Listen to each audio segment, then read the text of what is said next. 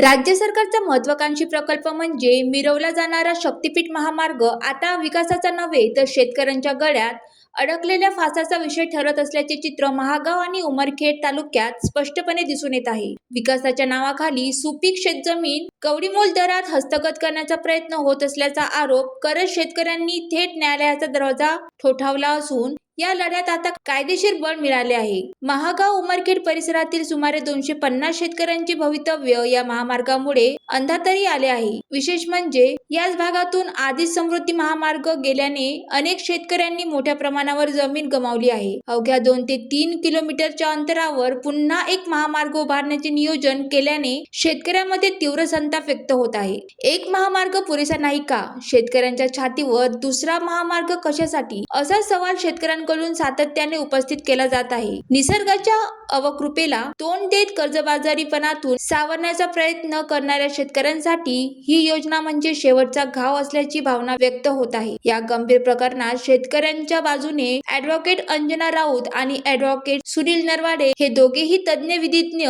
ठामपणे उभे राहिले असून त्यांनी थेट मुंबई उच्च न्यायालयाच्या नागपूर खंडपीठात याचिका दाखल केली आहे। या याचिकेमुळे सरकारच्या भूसंपादन प्रक्रियेवर मोठे प्रश्नचिन्ह निर्माण झाले आहे। न्यायालयात युक्तिवाद करताना ॲडव्होकेट अंजना राऊत आणि ॲडव्होकेट सुनील नरवाडे यांनी काही अत्यंत महत्त्वाचे आणि मूलभूत मुद्दे अधोरेखित केले आहे। त्यात सर्वात महत्त्वाचा मुद्दा म्हणजे शेतकऱ्यांच्या उपजीविकेचा अधिकार जमीन हिरावून घेणे म्हणजे केवळ मालमत्ता नव्हे तर शेतकऱ्यांच्या जगण्याचा हक्कच काढून घेण्यासारखे असल्याचा ठाम युक्तिवाद करण्यात आला आहे। तसेच एकाच परिसरात 2 महामार्गाचे हे नियोजन शून्य आणि अविचारी असून यामुळे सरकारी तिजोरीवर अनावश्यक आर्थिक बोजा आणि शेतकऱ्याच्या आयुष्यावर अपरिमित परिणाम होणार असल्याचे स्पष्ट करण्यात आले। याशिवाय जुन्या प्रकल्पामध्ये दिलेल्या मोबदल्याच्या तुलनेत सध्याच्या प्रस्तावित मोबदल्यात मोठी तफावत असून हा थेट अन्याय असल्याचा आरोपही करण्यात आला आहे। या सर्व बाबीची गंभीर दखल घेत न्यायमूर्ती अनिल किल्लोर आणि न्यायमूर्ती राज वाकोडे यांच्या खंडपीठाने त्यांच्या सरकारला नोटीस बजावत तातडीने उत्तर सादर करण्याचे आदेश दिले आहेत। याचिका क्रमांक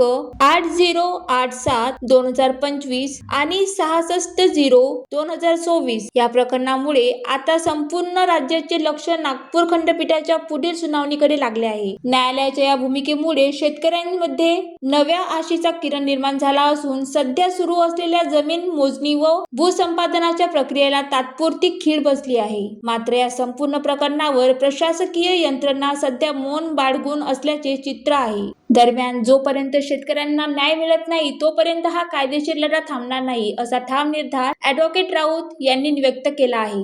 तर विकासाच्या नावाखाली बळीराजाचा बळी देऊ नये हीच आमची सरकारकडे ठाम मागणी आहे असा इशारा ॲडव्होकेट सुनील नरवाडे यांनी दिला आहे। एकंदरीत शक्तीपीठ महामार्गाचा मुद्दा आता केवळ विकास प्रकल्पापुरता मर्यादित न राहता शेतकरी अस्तित्वाच्या लढ्याचे प्रतीक बनला असून न्यायालयाचा अंतिम निर्णय शेतकऱ्यांच्या आयुष्याची दिशा ठरवणार आहे। ज्वालादीप न्यूज करिता विशेष प्रतिनिधी मनीष राऊत, महागाव।